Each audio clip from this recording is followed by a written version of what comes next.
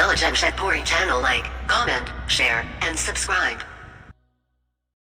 دوسرا سوال یہ ہے کہ سیاہ کالا خضاب کا کیا حکم ہے؟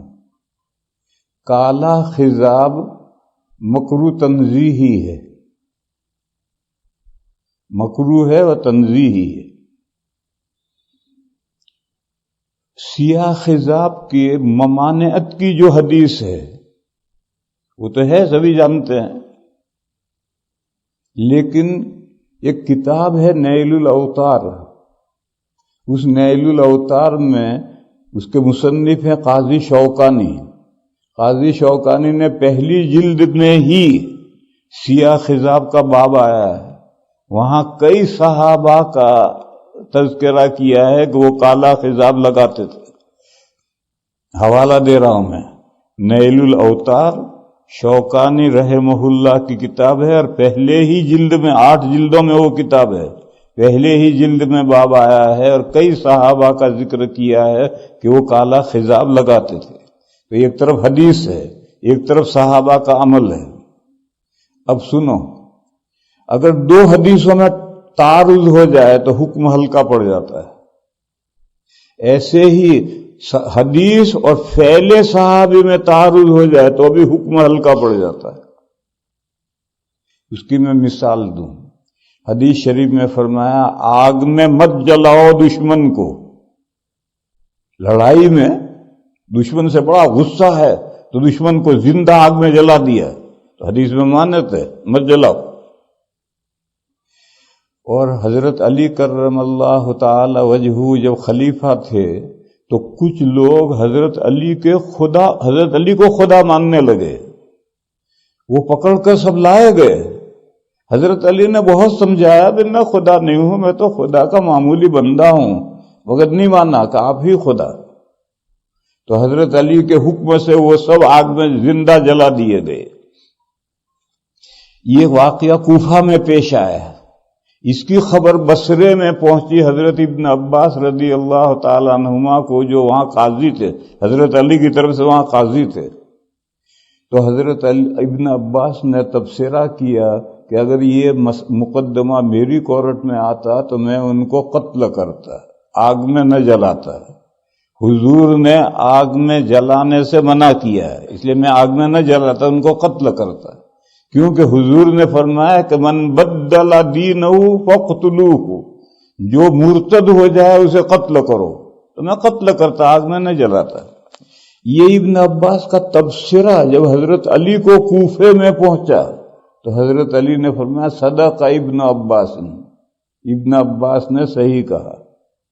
گویا حضرت علی بھی جانتے ہیں کہ حضور نے آگ میں جلانے سے منع کیا ہے، پھر حضرت علی نے جلایا تو اب مسئلہ ہلکا پڑ گیا۔ اگر صحابی کا یہ فعل نہ ہوتا تو آگ میں جلانا حرام ہوتا، لیکن یہ حرام تو جو حکم قرآن میں ہوتا ہے اس کے لیے حرام لفظ استعمال کرتے ہیں، اور حدیثوں میں جو لفظ ہوتا ہے اس کے لیے مکروہ تحریمی استعمال کرتے ہیں، اور حرام اور مکروہ تحریمی عمل کے اعتبار سے برابر ہے۔ یہ بیچ میں مسئلہ سمجھو، فرض اور واجب، جو حکم قرآن میں ہے وہ تو فرض ہے، اور جو حدیث میں حکم ہے وہ واجب ہے، لیکن فرض اور واجب عمل کے اعتبار سے اکول ہے۔ جیسا فرض پر عمل ضروری، واجب پر بھی عمل ضروری ہے۔ ہم 5 نمازیں فرض ہیں کہ ان کا ذکر قرآن میں ہے، وطروں کا ذکر قرآن میں نہیں حدیثوں میں ہے، لہذا وطر واجب ہے، 5 نمازیں فرض ہیں، لیکن پڑھنا جیسے 5 نمازیں پڑھنا ضروری ہے، وطر پڑھنا بھی ضروری ہے۔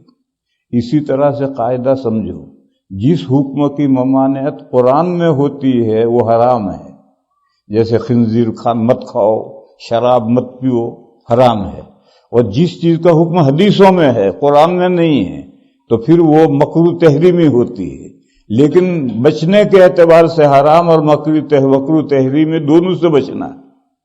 بعض لوگوں کے ذہن میں خواہ فرق ہے، چلو مکروہ ہے کرو، ارے مکروہ تحریمی اور حرام تو ایک درجے کے احکام ہیں، یہ تو درجہ بندی ہے کہ قرآن میں حکم ہے تو حرام لفظ فقہا استعمال کرتے ہیں، حدیث میں ہو تو مکروہ تحریمی کہتے ہیں۔ بہرحال اگر حضرت علی کا عمل نہ ہوتا تو آگ میں جلانا مکروہ تحریمی ہوتا یعنی حرام ہوتا، لیکن جب حضرت علی کا عمل آیا حدیث کے ساتھ، حدیث جانتے ہوئے، حضرت علی حدیث جانتے تھے پھر یہ عمل کیا، تو اب حکم ہلکا پڑ گیا، اب مکروہ آگ میں جلانا مکروہ تنزیہی ہے، خلاف اولا ہے، اب حکم ہلکا پڑ گیا۔ یہ قاعدہ ہے کہ دو حدیثوں میں تعارض ہو جائے تو حکم ہلکا پڑ جائے گا۔ حدیث اور فعل صحابی میں، قول صحابی نہیں ہوگا، فعل صحابی میں تعارض ہو جائے تو حکم ہلکا پڑ جائے گا۔ تو حدیث میں کالے خضاب کی ممانعت آئی ہے، اور شوکانی نے کئی صحابہ کا عمل لکھا ہے کہ وہ خضاب کالا کرتے تھے، لہذا اب حکم ہلکا پڑ گیا، مکروہ یعنی مکروہ تنزیہی کے درجے میں آ گیا، مکروہ تحریمی سے نیچے آیا۔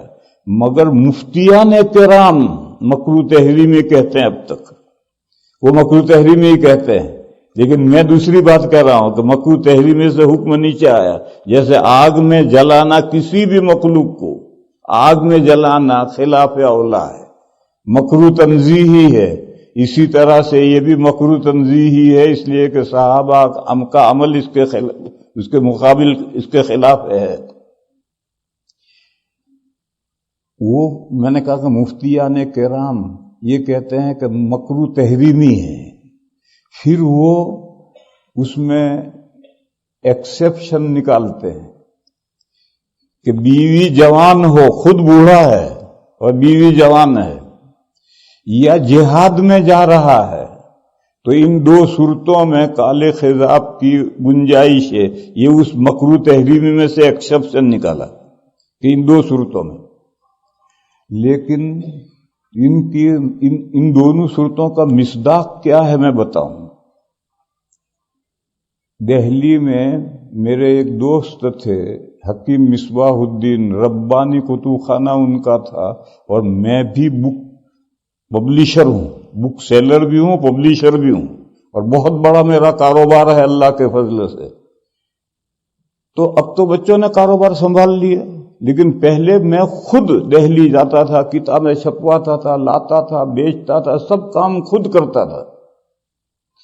تو دہلی میں حکیم مصباح الدین صاحب ایک مسجد کے امام تھے اور مسجد کے مقام میں رہتے تھے، میں ان کے پاس جا کر ٹھہرتا تھا، اور دہلی کی پوری مارکیٹ انہوں نے مجھے سمجھائی، کہاں سے کاغذ خریدنا ہے، کس طرح خریدنا ہے، پریس کہاں ہے، تو میرے ان سے تعلقات تھے۔ میں ہمیشہ ان کے پاس جا کر ٹھہرتا تھا، مجھے کبھی شبہ بھی نہیں ہوا کہ ان کا کوئی سرکہ یا داڑھی کا بال سفید ہوا ہے، نہیں ہوا، بالکل جوان۔ زندگی آخر میں اٹیک ہو گیا، اب نہیں ہے دنیا میں، چلے گئے، اللہ ان کے درجات بلند کرے، مغفرت فرمائے۔ اٹیک آ گیا، ہاسپٹل میں داخل ہوئے، مجھے دیوبند معلوم ہوا تو میں عیادت کو گیا، تو سفید بال نکل آئے، نیچے سے سفید، ہاسپٹل میں ہے، بال سفید نکل آئے۔ تو میں مذاق کرتا تھا پہلے بھی، میں نے ان سے کہا حکیم صاحب خضاب کیوں چھوڑ دیا؟ تو کہنے لگے بیوی کو پتہ چل گیا۔ گویا زندگی بھر کبھی انہوں نے بیوی کو محسوس نہیں ہونے دیا کہ ان کا کوئی بال سفید ہوا۔ یہ ہے مثال، اور بیوی کے سامنے بورش لے کر گھس رہا ہے، تو بیوی نہیں جانتی کیا صورتحال ہے۔ ارے بیوی کو پتہ نہ چلے، اس طرح سے لگا تو ہے اس مسئلے پر عمل، اور بیوی کو پتہ ہے کہ بڈھا ہو گیا، اور بیوی کے پاس تو جوان ہے یا بڈھا ہے اس کے جاننے کے لیے ایک دوسرا تھرمامیٹر ہے، اس سے وہ فیصلہ کر لیتی ہے کہ جوان ہے یا بڈھا ہے۔ یہ خان صاحب قبل از وقت ریٹائرمنٹ مانگ رہے تھے، کوئی خان صاحب ہو تو ناراض مت ہوئی ہو، قبل از وقت ریٹائرمنٹ مانگ رہے تھے، باس نہیں دے رہا تھا۔ ایک دن انہوں نے سینہ کھول کر دکھایا تو سارا سفید ہو گیا تھا، اس کو رحم آ گیا اور اس نے ریٹائرمنٹ دے دی۔ خوش گھر آئے، بیوی سے کہا ریٹائرمنٹ مل گیا، اب بیٹھے بیٹھے کھائیں گے۔ تو بیوی نے پوچھا کیا ہوا؟ کہنے لگے میں نے سینہ کھول کر دکھایا تو اس کو رحم آ گیا اور اس نے ریٹائرمنٹ دے دیا۔ تو بیوی نے کہا ذرا اور نیچے کھول کر دکھا دیتے تو ڈیزیبلٹی کا وظیفہ بھی مل جاتا. لا الہ استغفر اللہ. دوسرا واقعہ سنو. ایک مولانا صاحب ہیں، اب وہ کراچی میں پڑھتا ہے، میں نام نہیں لیتا ان کا، کسی مسئلے سے نام نہیں لیتا. وہ پہلے دارالعلوم دیوبند میں مدرس تھے. ان کے پاس ایک مہمان آیا، وہ لے کر میرے پاس آئے. وہ روس کے ساتھ جب افغانستان کی جنگ چل رہی تھی اس وقت کا مجاہد تھا، جہاد کرتا تھا روس کے خلاف. وہ لے کر میرے پاس آئے بیٹھے چائے وائے پلائی، ناشتہ کروایا. ادھر ادھر کر نہایت اعلیٰ درجے کا جاہل، ایسا جاہل تو میں نے دیکھا ہی نہیں کہیں. کہنے لگا حضرت علی افغانستان میں جہاد کے لیے آئے ہیں. لے حضرت علی کہاں آئے ہیں؟ اور کہا ایک کافر کو انہوں نے مارا تو اس کی جو پنڈلی کی ہڈی ہے ایک ندی کے اوپر رکھی ہے، پل ہے، اور اب تک ہم چل رہے ہیں اس پر. ایسا جاہل اور جوان نوجوان، چہرہ ٹماٹر جیسا. میں نے اس سے پوچھا آپ کی کیا عمر ہے؟ میں یہ سمجھتا تھا کہ 30-35 سال کا جوان ہے. تو اس نے کہا میری عمر 75. تب میری سمجھ میں وہ فقہ کا مسئلہ آیا کہ مجاہد کو جو کالا خضاب لگانے کی اجازت ہے وہ یہ مجاہد ہے.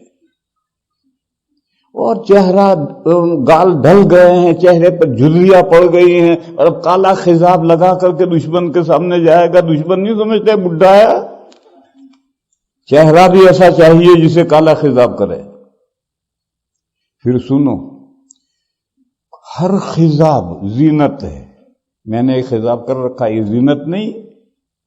اور کالے خضاب میں زینت کے علاوہ دھوکہ ہے. تو دھوکہ کرنے کیا ضرورت ہے؟ آپ زینت چاہیے، آپ کو خوبصورت